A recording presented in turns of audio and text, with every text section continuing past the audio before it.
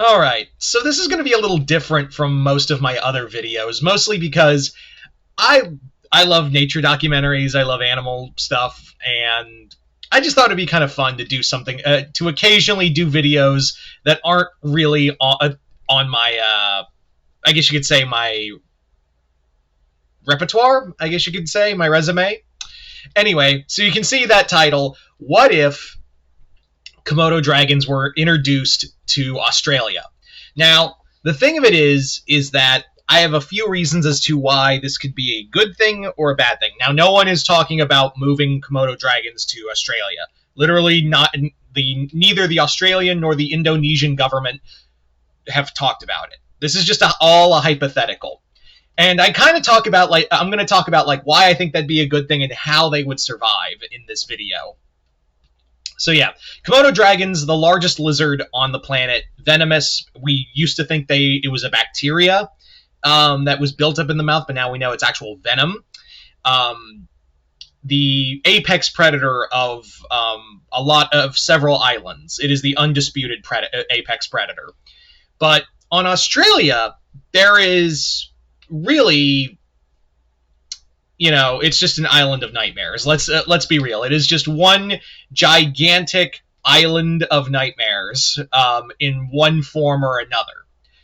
But here's the thing. On one hand, I think it would be a good idea to introduce Komodo dragons to Australia. But at the same time, there's also some bad reasons, too. But let me talk about the pros first.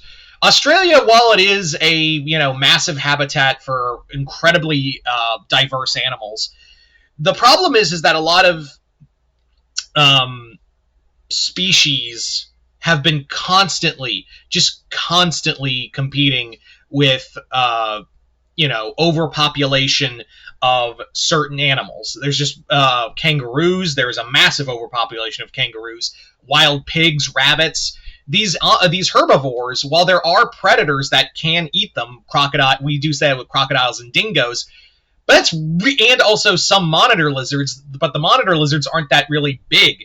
And even buffalo, to an extent, are an invasive species. And dingoes and crocs can only do so much. So, and of course, I don't need to tell you guys about the cane toad problem there, too. So the introduction of another apex predator would probably help control a lot of that population. Komodo dragons have been known to be, predatory towards buffalo.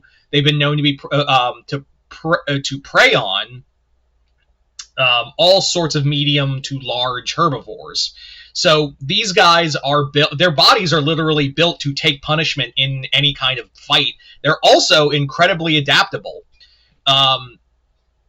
And on top of that, I think having another extra predator that can breed pretty fast could probably help keep a lot of these wild kangaroo population, emu population, a lot of it in control. Now, the other thing is they probably wonder, well, why would you put a Komodo dragon in Australia? That doesn't really make any sense.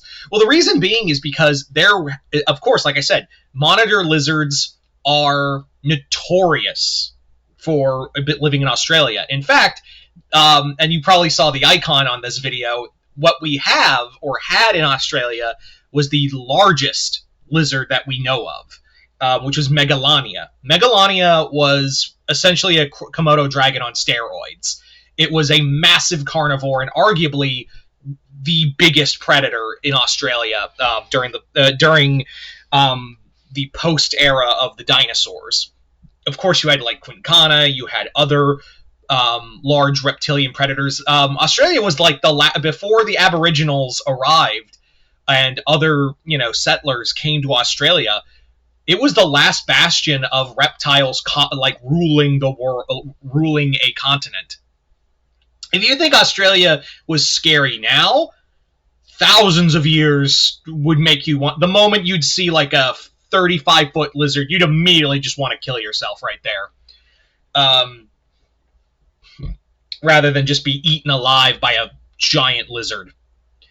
Or, a crocodile that could run at you like a cheetah. That was a thing. So, yeah. So Megalani's descendants, of course, like the lace monitor and other monitor lizards, we do know that they exist and thrive there. And Komodo dragons no different.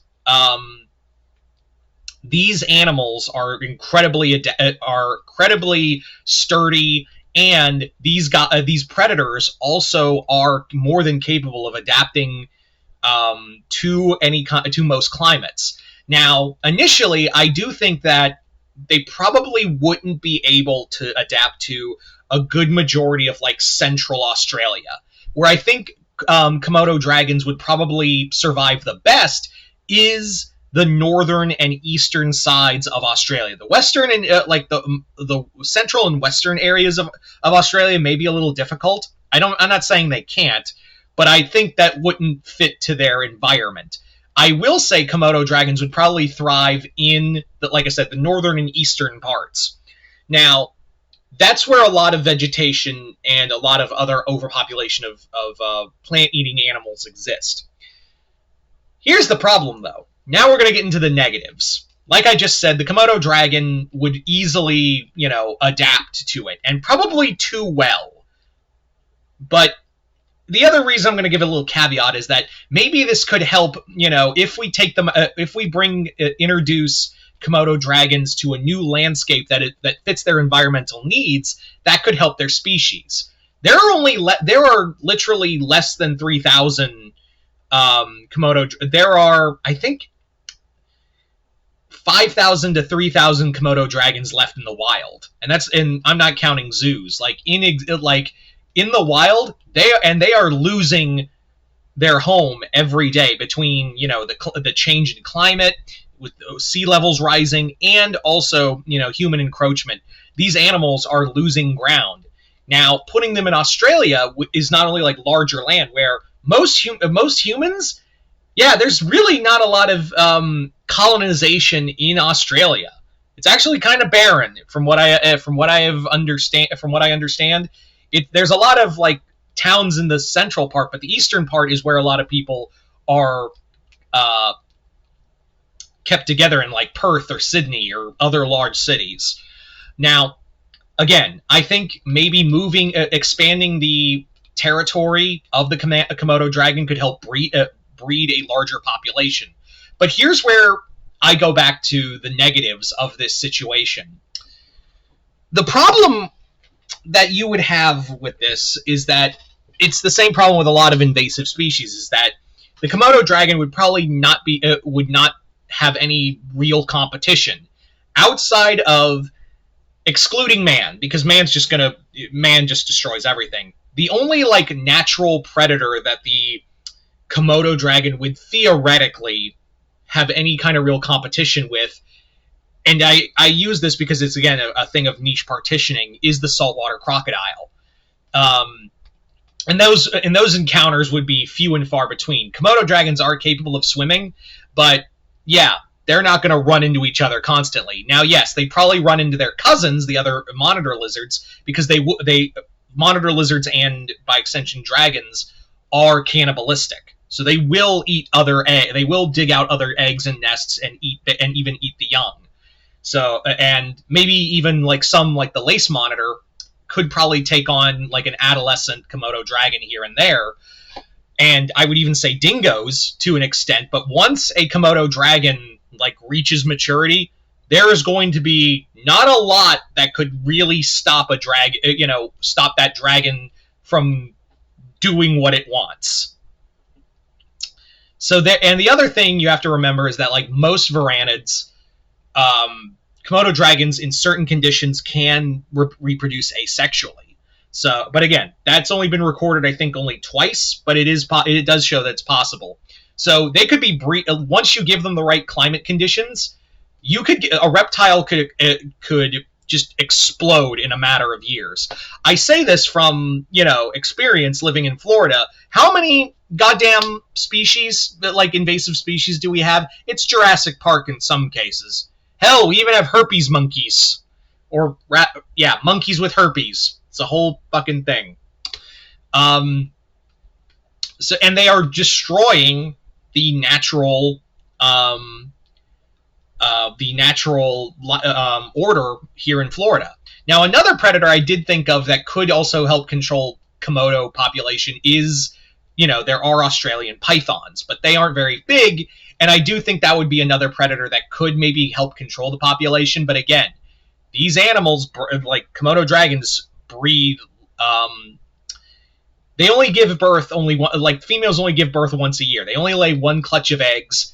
So, but the thing is, like on their turf, they just have to deal with mankind and each other. Here, there is the problem of what if they spread too fast, and there isn't a lot of animals that could control them once they get to a certain size.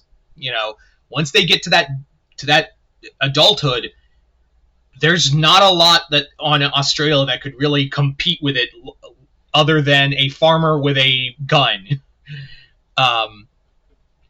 So yeah. It's a tough one because while I don't like Komodo dragons are arguably my second favorite animal, first being gorillas, in case you're wondering. I don't want to see these animals go extinct, and introducing them to any new population, especially like Australia, that also runs the risk of of like this species just exploding across Australia, in the more occupied parts. And what's going to happen if they get to the point where they can, enter populated areas? It's way more popular, and we do know from records that these people they are man-eaters. Komodo dragons are man-eaters, and they especially love eating the dead. They have been recorded numerous times in the Indonesian islands where they exist, digging up and eating the corpses of deceased humans. So yeah, that's a mental image. Little Timmy's gonna go out and he's gonna go visit his grandpa's grave. Oh no, a giant 14-foot lizard is eating his grandpa's remains right in front of him. Yeah. Although granted, Indonesian burials are a lot different from Australian burials. You give a Komodo dragon some hunger pains and a will to be fed, he's gonna figure some shit out. Anyway, so yeah, I'm gonna leave it up to you guys. I know this is a little different from most of my other videos, but who knows? Maybe I'll do some more nature videos because I like to talk about science every now and again and biology. But you guys tell me in the comments below, what do you guys think of all this? Do you guys would you guys want to see this? Would you guys want to see like Komodo dragons exist outside of the Indonesia, like Komodo and the other two islands that they exist on? And would you want to see them in Australia? And do you think they could not only do that, but also like thrive in Australia as well? And if so, do you think they would become a problem animal like, again, wild pigs, the cane toad, which I know a lot of people's like, oh, how does a toad become a problem? Like, how does a toad ruin an entire country? Fucking cane toads, man. They destroy entire crops. Nothing will eat them. Outside of a few snakes and maybe a bird or two, nothing will eat them because they're too poisonous. And there is a difference between poison and venom. I have to state that again. So yeah. Just comment below, let me know. And like I said, determining how well this does, because I do want to do other videos that's like every now and again that aren't like comic or outside of my usual repartee. So this will be kind of fun, and I get to talk about animals and dinosaurs and shit. So yeah, let's see how this goes. But other than that, just comment below, let me know. Other than that, hope you all enjoyed this. I'm Mr. Multiverse. I'll see you next time in the Multiverse.